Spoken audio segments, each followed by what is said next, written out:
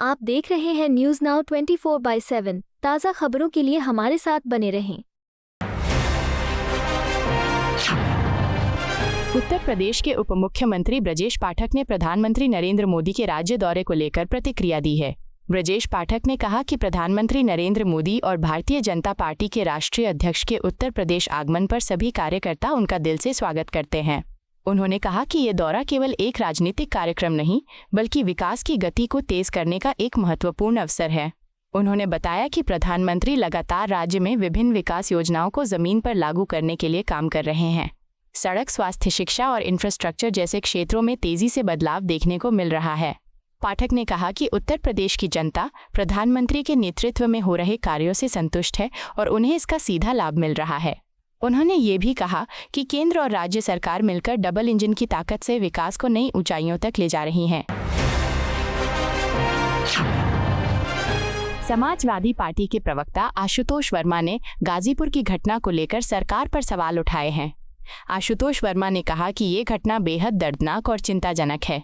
उन्होंने आरोप लगाया कि पीड़ित परिवार पर एफआईआर और शिकायत बदलने के लिए प्रशासनिक दबाव डाला जा रहा है। उन्होंने कहा कि समाजवादी पार्टी लगातार पीड़ित परिवार से मिलने की अनुमति मांग रही है ताकि सच्चाई सामने आ सके। उनके मुताबिक अगर किसी पीड़ित की आवाज़ को दबाया जाता है तो ये लोकतांत्रिक व्यवस्था के लिए गंभीर खतरा है। वर्मा ने कहा कि न्याय तभी संभव है जब जांच निष्पक्ष और बिना किसी दबाव के हो। उन्होंने सरकार से मांग की कि मामले की पारदर्शी जांच कराई जाए और दोषियों के खिलाफ सख्त कार्रवाई हो। जेडीयू नेता राजीव रंजन प्रसाद ने पंजाब में हरभजन सिंह की सुरक्षा हटाए जाने के मुद्दे पर प्रतिक्रिया दी है। राजीव रंजन प्रसाद ने कहा कि पंजाब सरकार द्वारा लिया गया ये फैसला दुर्भाग्यपूर्ण और राजनीतिक बदले की भावना से प्रेरित प्रतीत होता है। उन्होंने कहा कि हरभजन सिंह जैसे खिलाड़ी ने देश का नाम अंतर्राष्ट्रीय स्तर पर रोशन किया है और उन्हें इस तरह निशाना बनाना उचित नहीं है। उन्होंने आरोप लगाया कि छोटी राजनीतिक वजहों से इस तरह के फैसले लेना लोकतांत्रिक मूल्यों के खिलाफ है। साथ ही उन्होंने कहा कि केंद्र सरकार ने अपनी जिम्मेदारी निभाते हुए उन्हें सुरक्षा प्रदान की है। प्रसाद ने कहा कि इस तरह के कदम खिलाड़ियों और सार्वजनिक जीवन से जुड़े लोगों के मनोबल को प्रभावित करते हैं और सरकार को इस पर गंभीरता से विचार करना चाहिए। बीजेपी नेता रामकृपाल यादव ने राघव चड्ढा के पार्टी बदलने को लेकर आम आदमी पार्टी पर निशाना साधा है। रामकृपाल यादव ने कहा कि राघव चड्ढा आम आदमी पार्टी के अहम नेताओं में से एक रहे हैं और अरविंद केजरीवाल के करीबी सहयोगी माने जाते थे। उन्होंने कहा कि पार्टी के अंदर बदलते रवैये और विचारधारा में आए बदलाव के कारण ही राघव चड्ढा ने ये फैसला लिया। उनके मुताबिक आम आदमी पार्टी जिस मूल सिद्धांत और ईमानदारी की राजनीति के नाम पर बनी थी वह अब उससे भटक चुकी है। उन्होंने आरोप लगाया कि पार्टी अब अपने शुरुआती वादों के विपरीत काम कर रही है, जिससे उसके नेताओं में असंतोष बढ़ा है। बिहार बीजेपी के प्रदेश अध्यक्ष संजय सरावगी ने पश्चिम बंगाल की स्थिति को लेकर बयान दिया है। संजय सरावगी ने कहा कि प्रधानमंत्री नरेंद्र मोदी ने सही कहा है कि पश्चिम बंगाल इस समय कई चुनौतियों का सामना कर रहा है। उन्होंने आरोप लगाया कि ममता बनर्जी के नेतृत्व वाली सरकार में आम जनता परेशान है। उन्होंने कहा कि घुसपैठ का मुद्दा गंभीर होता जा रहा है, जिसका असर राज्य की जनसंख्या संतुलन और संसाधनों के वितरण पर पड़ रहा है। सरावगी ने दावा किया कि पहले चरण के चुनाव में बड़ी संख्या में लोगों की भागीदारी ये दिखाती है कि जनता बदलाव चाहती है।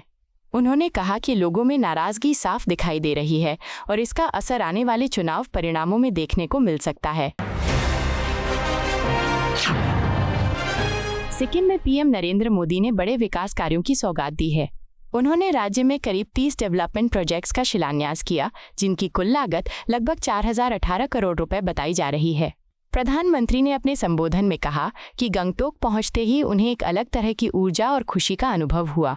उन्होंने सिक्किम की प्राकृतिक खूबसूरती का जिक्र करते हुए कहा कि यहाँ का मौसम और वातावरण इसे खास बनाता है। उन्होंने कहा कि केंद्र सरकार पूर्वोत्तर राज्यों के समग्र विकास के लिए प्रतिबद्ध है और इंफ्रास्ट्रक्चर, कनेक्टिविटी, हेल्थ और टूरिज्म जैसे क्षेत्रों में तेजी से काम किया जा रहा है। प्रधानमंत्री ने ये भी कहा कि इन प्रोजेक्ट से स्थानीय युवाओं के लिए रोजगार के नए अवसर पैदा होंगे और राज्य की अर्थव्यवस्था को मजबूती मिलेगी। शिवसेना नेता शाइना एनसी ने पश्चिम बंगाल विधानसभा चुनाव के दूसरे फेज को लेकर बयान दिया है।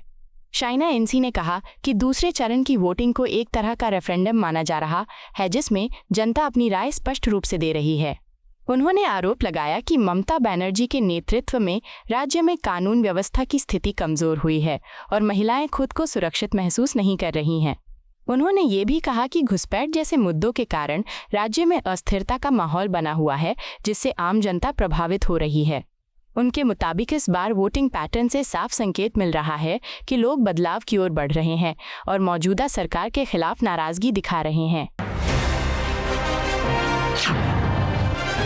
दिल्ली के मंत्री मनजिंदर सिंह सिरसा ने महिला आरक्षण बिल को लेकर बड़ा बयान दिया है। मनजिंदर सिंह सिरसा ने कहा कि विधानसभा में कांग्रेस और आम आदमी पार्टी द्वारा नारी वंदना एक्ट के विरोध के खिलाफ निंदा प्रस्ताव लाया जाएगा। उन्होंने कहा कि ये बिल महिलाओं को राजनीतिक प्रतिनिधित्व देने की दिशा में एक ऐतिहासिक कदम है, लेकिन विपक्षी दलों ने इसका विरोध करके महिलाओं के अधिकारों को नज़रअंदाज किया है।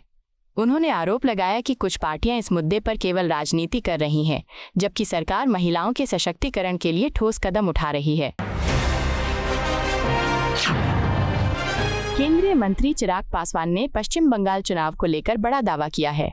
चिराग पासवान ने कहा कि इस बार के चुनावी ट्रेंड साफ संकेत दे रहे हैं कि राज्य में बदलाव की लहर चल रही है।